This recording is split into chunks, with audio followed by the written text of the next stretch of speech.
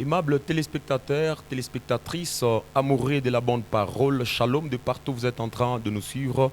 Bienvenue dans votre tout nouvel épisode de l'émission Miel du Soir. Miel du Soir qui émane du ministère international Camp de Refuge, dirigé par le révérend Emmanuel Batouambi, pasteur, qui nous sommes en train de recevoir depuis ces derniers temps, qui est en train de nous amener la bonne parole. Miel du Soir, c'est une émission qui nous prend à la loi et qui nous amène au témoignage.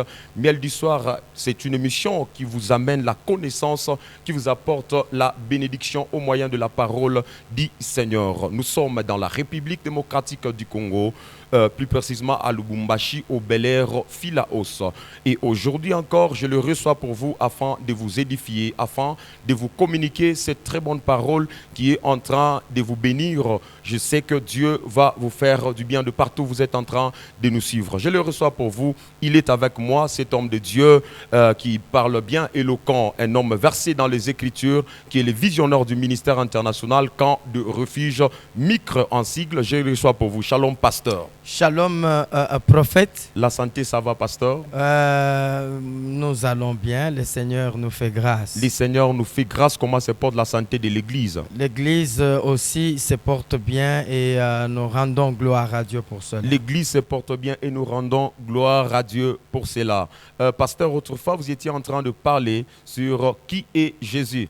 Et pendant que vous étiez en train de parler, il y a eu des affirmations, pas que vous avez fait cela, mais cela était appuyé par la lumière de la parole de Dieu, où vous étiez en train d'expliquer que Jésus est Dieu et Jésus est le Père. Pasteur, aujourd'hui encore, nous continuons avec ce sujet important qui est en train de bénir plus d'un téléspectateur qui nous suit de partout. Jésus est Dieu, pasteur.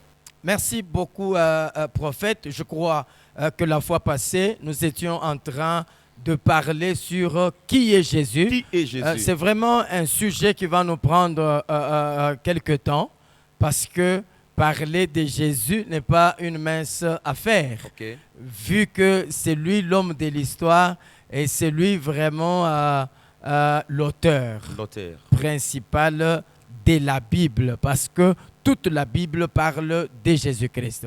Alors, prophète, en parlant de qui est Jésus, je crois que c'est lui-même qui a commencé par poser cette question. Okay. Nous sommes en Matthieu chapitre 16, le verset 13 jusqu'au verset 16 aussi. Matthieu chapitre 16, le verset 13, nous lisons au nom de Jésus.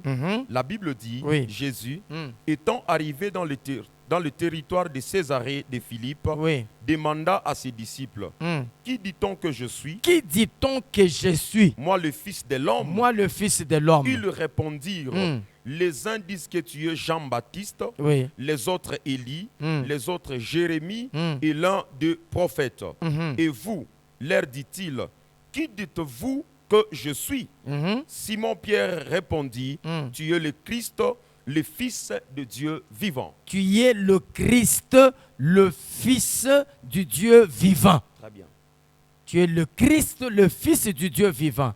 C'est ainsi que, premièrement, prophète, en parlant du Fils du Dieu vivant, okay. Je peux même commencer par là. Okay. Tu es le Fils du Dieu vivant. Le Fils de Dieu, il est Dieu. Le Fils de Dieu, il est Dieu. Comment expliquer cela, pasteur? Le Fils de Dieu, il est Dieu, et le Fils de l'homme, il est homme. Le Fils de l'homme, il est homme. Oui. Voilà. Déjà là, c'est un songe. C'est un songe. Il y a besoin d'explication. Pas nécessairement, prophète, parce que Jésus est appelé Fils de l'homme, okay. Et il est appelé aussi Fils de Dieu. En tant que Fils de l'homme, nous voyons la nature humaine en lui, et en tant que Fils de Dieu, nous voyons la divinité en lui. C'est ainsi que vous allez vous rendre compte que la Bible est en train de dire que Jésus-Christ est Dieu. Nous l'avons démontré la fois passée et nous sommes en train de le démontrer encore. C'est pour un peu éclairer tous ceux-là qui ont toujours des questions du genre « Jésus n'est pas Dieu, Jésus, il est Fils de Dieu ». Mais moi, je déclare et je dis, suivant aussi et m'appuyant sur les Écritures, que Jésus-Christ est Dieu. Déjà, la première préoccupation, pasteur, alors des personnes en train peut-être de suivre cette émission, alors en train de discuter sur Jésus et Dieu.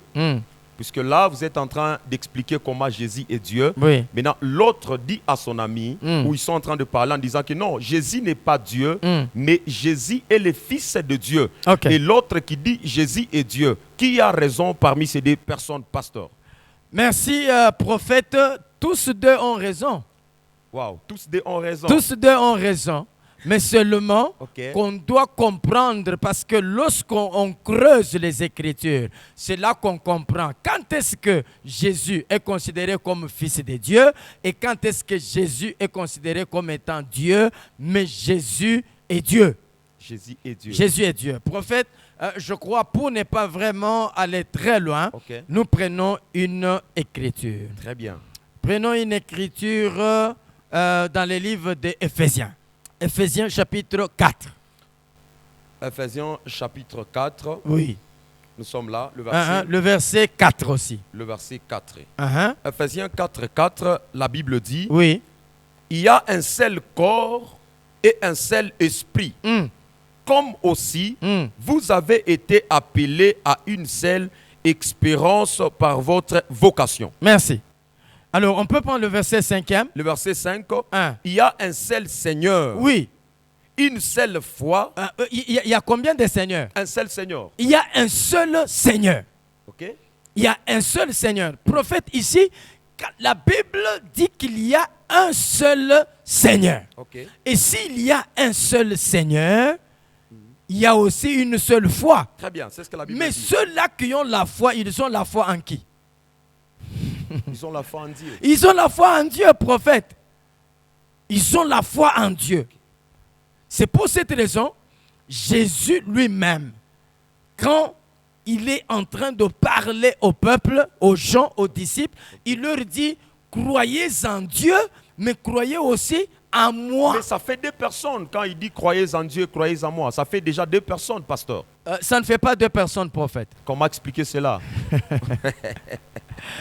Ça fait une seule personne. On vient de lire qu'il y a un seul Seigneur. Un seul Seigneur. Voilà, il n'y a pas deux seigneurs. Il n'y a pas trois seigneurs. Il n'y a pas quatre seigneurs, prophètes. Il y a un seul Seigneur. Et ce seul Seigneur, continuez les Écritures. Il y a un seul Seigneur, une seule foi, Oui, un seul baptême, ok. 6, Un. un seul Dieu Ah, prophète, merci. et Père de tous. Merci, prophète. Il y a combien de dieux? Un seul Dieu Un seul Dieu. qui est le Père de tous. Mais un seul Dieu qui est le Père de tous. La fois passée, prophète, j'ai dit que c'est Dieu-là qui est le Jésus-Christ. Il est Dieu. Jésus-Christ, il est Père. Ce n'est pas comme, ce n'est pas Dieu minuscule. Dieu majuscule. Dieu le Père. Dieu tout-puissant. Waouh. Dieu tout-puissant. Parce que Ésaïe nous l'a dit la fois passée, lorsque nous avons consulté Ésaïe chapitre 9, le verset 5, la Bible dit, un enfant nous est né, un fils nous est donné. Et la domination reposera sur son épaule. On l'appellera admirable, conseiller, Père éternel, Dieu puissant, prince de paix. Mais prophète, il est Père éternel, il est Dieu puissant. Mais c'est Jésus-Christ dont il est question. C'est Jésus-Christ dont il est question. On dit, quand il viendra, on l'appellera Père éternel. Alors, dire que Jésus n'est pas Dieu, c'est vraiment, c'est un blasphème. Un blasphème. Oui, c'est un blasphème parce qu'il y a des péchés qui peuvent être pardonnés et des péchés qu'on ne peut pas pardonner. Mais c'est quoi les péchés qu'on ne peut pas pardonner? Les péchés qu'on ne peut pas pardonner, ce sont des péchés comme du genre nier la divinité de Jésus. Lorsqu'on ne reconnaît pas Jésus comme Dieu, on le reconnaît, un, comme un simple prophète. On le reconnaît, deux, comme un simple fils. Un enfant, non. Jésus-Christ est Dieu. Et il est le Dieu puissant.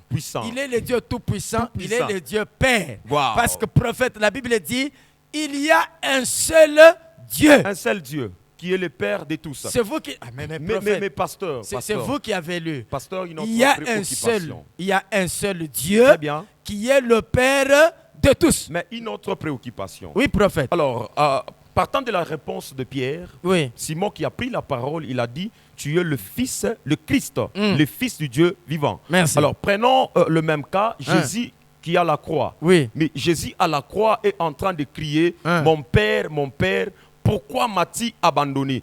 C'est Dieu qui appelle Dieu ou bien c'est un fils qui appelle son Père? Comment expliquer cela?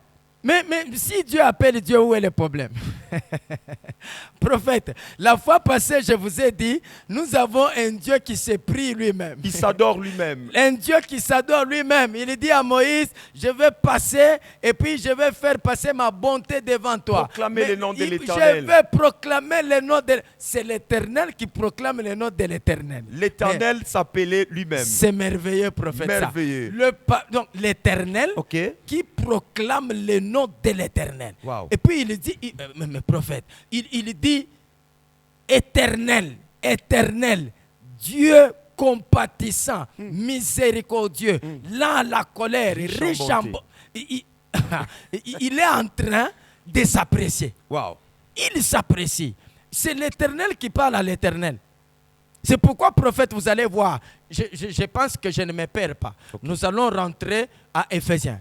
Nous allons rentrer à Éphésiens pour démontrer quand est-ce que vous l'appelez Père, quand est-ce que vous l'appelez Fils. Parce que ce verset, c'est un verset qui bénit les gens. Qu'on doit citer ce verset. On doit vraiment, on doit presser ce verset. Étant donné que les Écritures s'acclament. Oui, oui, prophète. Regardez dans les livres de Matthieu. Matthieu. Voilà. Matthieu chapitre 3. Je crois que c'est à Matthieu chapitre 3 où Jésus est dans le seau de baptême. Et la Bible dit ceci. Lorsqu'il était dans le seau de baptême et qu'il a été baptisé, une voix s'est fait entendre. Et la voix là dit, celui-ci est mon fils. Voilà. Wow, c'est mirobolant. Prophète, je ne me contredis pas. Celui-ci est mon fils bien-aimé en qui j'ai mis toute mon affection. Voilà. Et maintenant, il y a deux gens qui se posent des questions. Si lui, il est là et qu'une voix parle pour dire qu'il est le fils, comment la voix qui parle là-bas, c'est la voix du Père en train de parler au fils. Non, prophète, mais il n'y a pas de contradiction. Est-ce qu'on peut prendre Jean chapitre 3, le verset 13? Jean chapitre 3, le verset 13. Parce que ici, Jésus, dans le seau de baptême, la voix parle en haut. La voix parle... La voix qui parle d'en haut, c'est la voix du Père. C'est la voix du Père. Qui parle à celui qui est en bas. Mais prophète, est-ce qu'il y a la différence entre celui qui est en haut et celui qui est en bas? Voilà. Jean chapitre 3, le verset 13. Jean chapitre 3, le verset 16, la Bible dit... Le verset 13. Le verset 13, la Bible dit... Personne n'est monté au ciel... Si ce n'est celui qui est descendu du ciel. Prophète, ça veut dire que c'est lui qui parle là en haut. C'est lui qui parle au ciel là. C'est lui-même qui était au ciel et qui est descendu sur la terre. Parce que la Bible dit, personne n'est monté au ciel si ce n'est que celui qui est descendu. Ça veut dire, pendant que la voix parle, c'est une voix qui est en haut, mais la même voix qui est en haut là, c'est la voix de celui qui est aussi descendu. Prophète, donc c'est ça. Les Écritures sont vraiment, c'est vraiment le miel succulent. Oui, c'est vraiment le miel. C'est pour cette raison maintenant, nous retournons à Éphésiens chapitre 5, chapitre 4. Éphésiens chapitre 4, parce que c'est là vraiment que j'ai voulu que les gens puissent comprendre le mystère de la divinité. Parce que, prophète, il n'y a même pas question de la Trinité ici. Non, nous n'avons pas trois dieux. Mais, pasteur, vous dites que nous n'avons pas trois dieux, mais dans Matthieu chapitre 28, le verset 19, la Bible dit, allez et faites de toutes les nations mes disciples, les baptisant au nom du Père, prophète, j'aime votre du maîtrise. Fils et du Saint-Esprit. J'aime votre maîtrise des là, Écritures. Vous ne reconnaissez pas la Trinité. En tout cas, ça j'aime. Ça, j'apprécie. Mais c'est quoi l'explication, pasteur? Ça, j'apprécie. Mais est-ce qu'aujourd'hui... C'est vraiment de cette manière que l'apôtre voulait vraiment que vous puissiez faire des choses. Vous voyez, prophète, vous dites que Matthieu chapitre 28, très bien, le verset 19 à 20, Jésus dit, c'est Jésus qui parle. C'est lui qui parle. Allez, faites de toutes les nations les disciples, les baptisant au nom du Père, du Fils et du Saint-Esprit. Prophète, je vous retourne la question. Est-ce que Père, c'est un nom? Père. Ah. Wow. Père n'est pas un nom. Père n'est pas un nom. Est-ce que Fils, c'est un nom? C'est pas un nom. Est-ce que vous, quand vous voulez appeler votre fils, vous dites Fils, viens? Mais on doit vous citer... ne dites pas ça, prophète. Même quand vous voulez appeler votre Père, il a un nom. Il a un nom. Parce que Père, ce n'est pas un nom. Wow. Et puis dans la Bible, prophète, personne n'a été baptisé au nom du Père, du Fils et du Saint-Esprit. Si vous avez l'écriture, donnez-moi.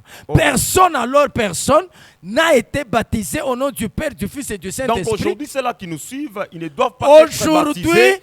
Tous ceux-là qui nous suivent. Mais ils sont baptisés en quel nom? C'est quoi la formule du baptême d'aujourd'hui? Si tu as été baptisé au nom du Père, du Fils et du Saint-Esprit, il faut reprendre il faut reprendre les baptêmes, prophète, parce que aujourd'hui, nous baptisons au nom de Jésus. Au nom de Jésus. C'est Jésus qui est le Père.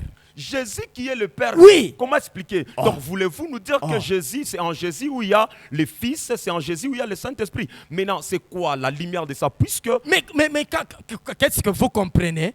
Quand lui-même...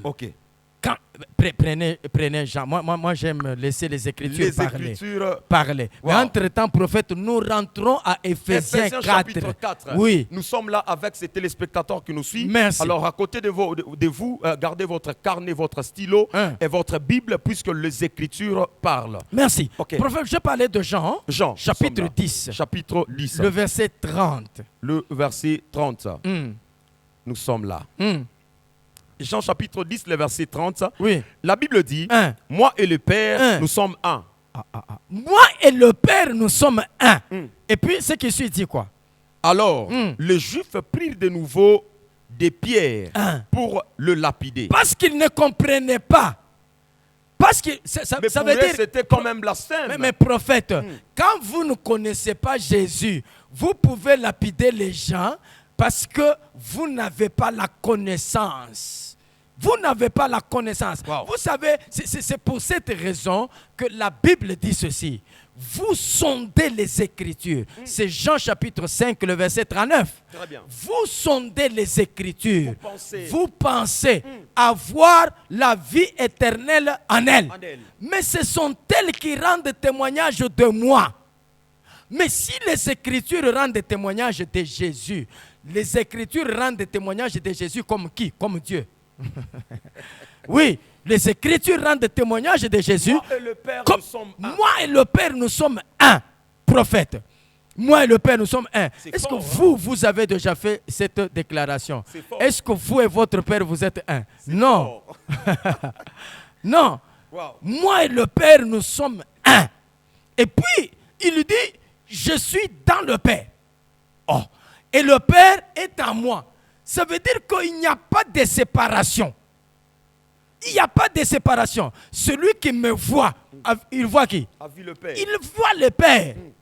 Celui qui me voit le Père. Donc Jésus, il est Dieu. Jésus est le Père. Jésus est le Père. Il est le Père, prophète. Est-ce qu'on peut maintenant... Vous voyez, je suis en train de répondre à votre question. Très bien. Matthieu 28 là.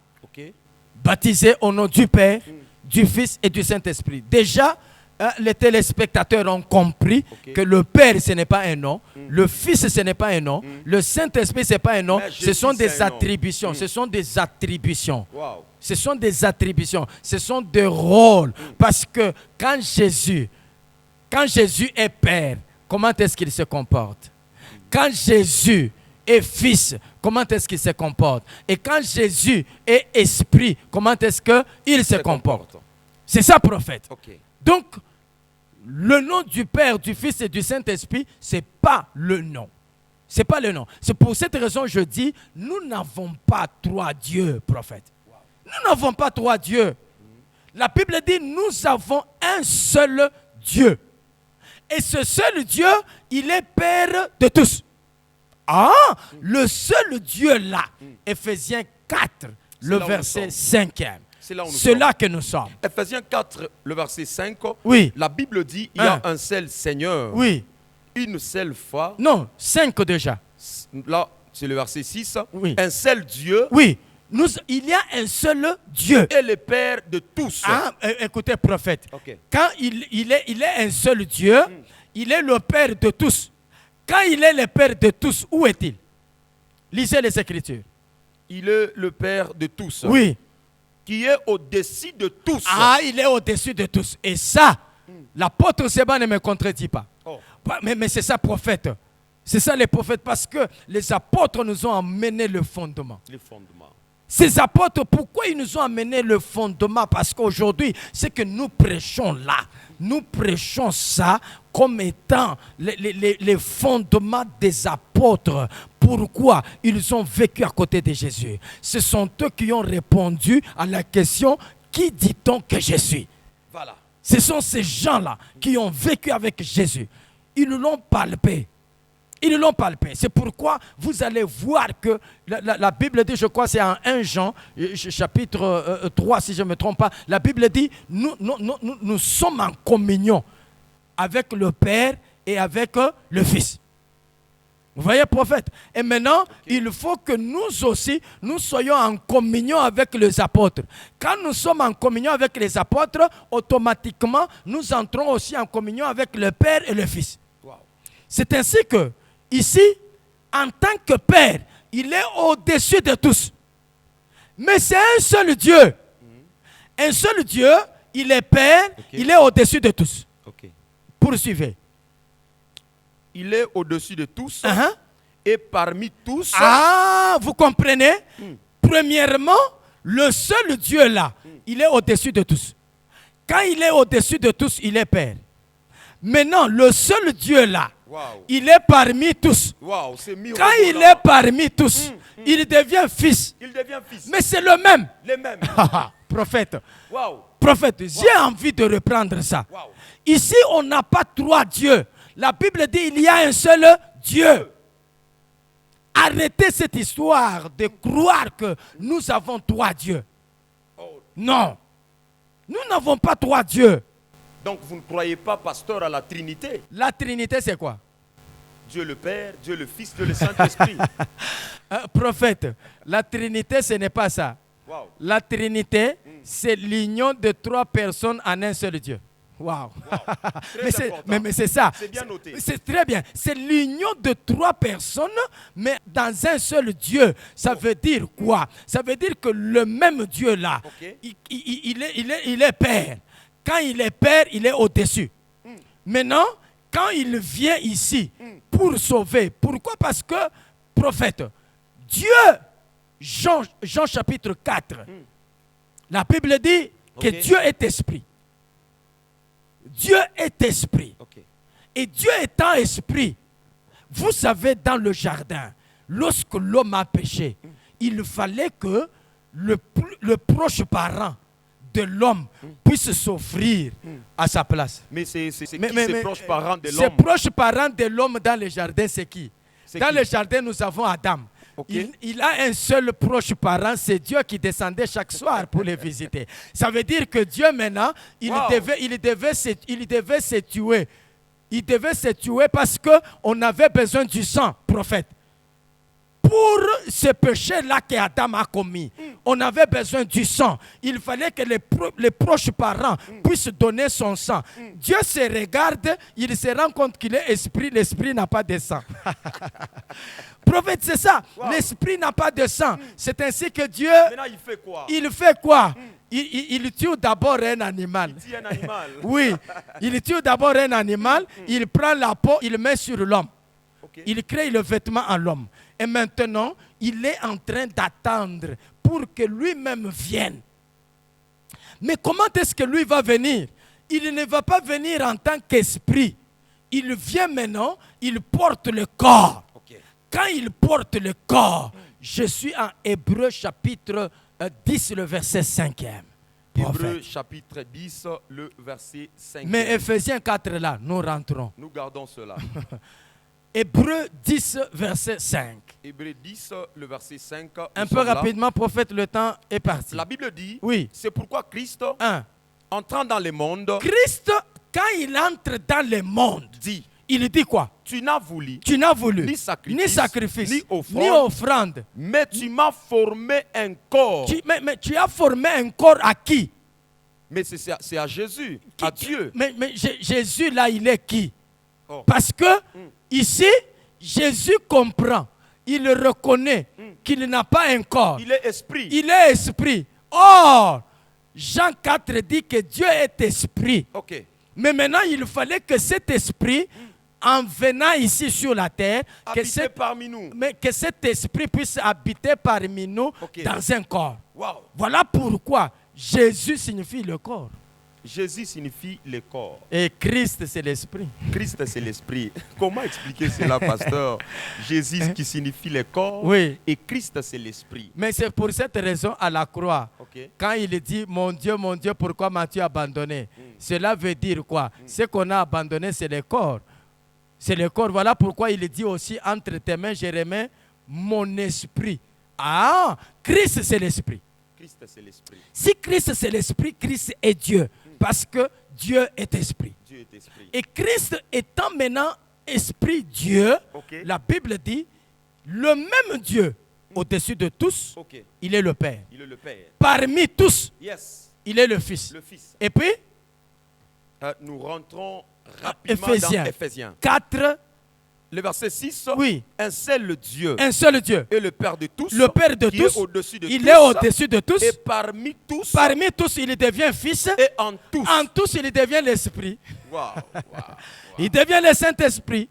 Donc, vous voyez, on ne nous présente pas trois dieux, on nous présente un seul Dieu qui est d'abord au-dessus. Il est d'abord au-dessus. Prophète, le temps est parti. Prochainement, je veux exploiter un verset que Néhémie est en train de nous montrer lorsque Dieu descendait sur la montagne. Wow. Et ça, on va vraiment entrer dans ces versets très prochainement. Mais pasteur, c'est quoi le résumé? Qu'est-ce que les téléspectateurs peuvent retenir pour aujourd'hui? Aujourd'hui, nous parlons de Jésus et Dieu. Les téléspectateurs très bien. Qui m'ont suivi aujourd'hui, ils doivent retenir que Jésus est Dieu. Jésus est Dieu et selon votre question, il est fils de Dieu. Je ne suis pas contre, mais quand est-ce qu'il est fils? C'est ça le problème. C'est le même Dieu qui devient fils pour sauver et il devient l'esprit pour consoler. Il devient l'esprit pour consoler. Donc nous n'avons pas un autre Dieu. Jésus-Christ, il est Dieu. Jésus-Christ est le Père. Jésus-Christ est le Dieu tout-puissant. Jésus-Christ est Dieu. Jésus-Christ est le Père. Jésus-Christ est le Dieu tout-puissant. Je crois que c'est par cette phrase de notre révérend pasteur Emmanuel Batouambi que nous allons mettre un terme à cette émission. Mais retrouvez toutes ces émissions sur notre compte YouTube. Tapez Ministère International Camp de Refuge. Et surtout, n'hésitez pas de contacter l'homme de Dieu. Écrivez-lui via WhatsApp à ce numéro qui est en train de défiler au bas de vos petits écrans et que le Seigneur vraiment vous bénisse abondamment. Alors, nous vous retrouvons très prochainement avec le même et réel plaisir. D'ici là, portez-vous bien chez vous. Ciao et que le shalom du Seigneur soit sur vous.